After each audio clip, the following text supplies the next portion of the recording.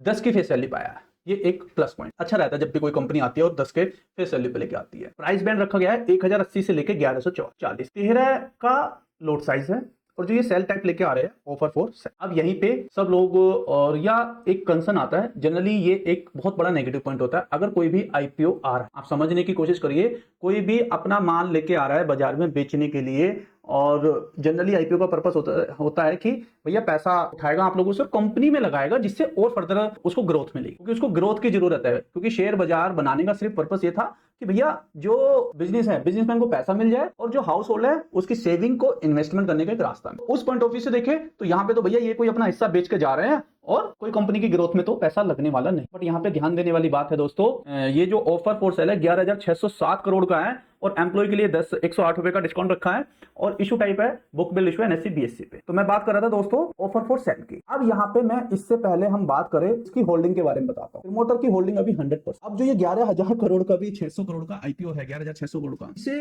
ये बेचने के बाद भी जो ये पैसा अपने घर लेके जा रहे हैं 85% की होल्डिंग अभी भी है। सवाल एक उठता है, अगर कंपनी लॉस में जाती है, इन केस कंपनी का बिजनेस लॉस में जाता है, सबसे बड़ा नुकसान किसको? 85% जो प्रमोटर की होल्डिंग। दूसरा, कंपनी के पास जीरो डेब्ट है। जब कंपनी में कोई कर्जा ही नहीं है तो वो क्यों आपसे पैसा लेके वो करेगा भाई, कंपनी में लगाएगा? ऑलरेडी एक्सपेंशन है, सारी चीजें हैं, कंपनी के पास सरप्लस भी बतेरा पड़ा है और इंडिया में सबसे ज्यादा है और सबसे पॉपुलर ब्रांड। तो कंपनी को जब जरूरत ही नहीं है तो कहां से ग्रोथ में लगा है, इतना एक्सपेंशन करे? कौन से देश में नहीं है एलजी? भारत के हर शहर में एलजी को जानते हैं, गांव तक किसकी पहुंच है। तो आप एक मैनेजमेंट पॉइंट ऑफ व्यू से सोचिए, जब पैसे की जरूरत नहीं है तो क्यों ये मतलब फ्रेश इशू लेके आए और पैसा ले आप लोगों से। तो मेरा तो ये मानना है कंपनी के पास सफिशिएंट बैलेंस है, जीरो डेब्ट कंपनी है और कोई ऐसी दिक्कत वाली बात नहीं है। दैट इज द रीजन भैया मेरे को नहीं चाहिए पैसा। तो ये जो ओएफएस वाली कहानी है शायद मेरे लिए, मैं अपना पॉइंट ऑफ व्यू रख रहा हूं, मैं किसी को रिकमेंडेशन नहीं दे रहा। और कोई भी भैया मेरे चैनल के माध्यम से वीडियो में देख के कोई पैसा लगाता है भैया वो स्वयं के जिम्मेदार है। ये सिर्फ मेरा व्यू है, ये मैं अपनी सोच बता रहा हूँ। क्यूआईबीज के लिए 50% रखा है, रिटेलर के लिए 35 और एनआई के लिए 15। मिनिमम एक लोड के लिए रिटेलर अप्लाई कर सकता है, मैक्सिमम 13